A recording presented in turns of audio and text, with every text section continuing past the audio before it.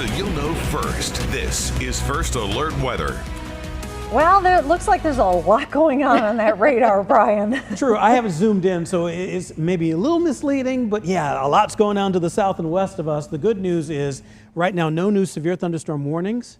Okay, that's not a bad thing to talk about, but here's Topeka, there's Lawrence, there's Ottawa. So this is the line that I was tracking with you there, Kelly and Laura, farther down to the south and southwest. So I haven't zoomed in on Emporia where all the action seems to be taking place. 227 lightning strikes, and as you mentioned, a lot's going on down there, but no damaging winds, no damaging hail reports, but still some torrential rainfall is a possibility.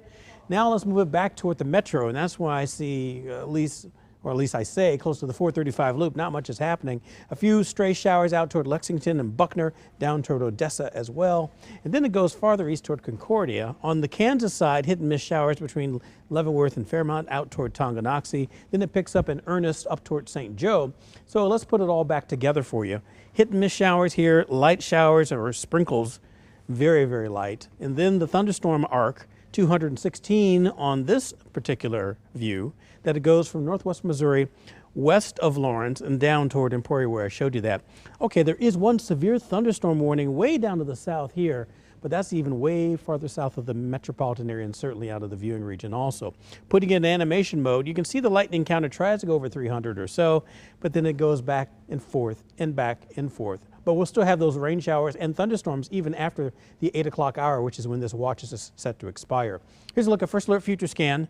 Notice how even at 7 o'clock we still have the main line to the west of the Kansas City metro. A few hit and miss showers, which will be a little heavier, and even a few thunderstorms on the Missouri side, even going up further to the east and northeast toward Chillicothe. This is now 10 o'clock.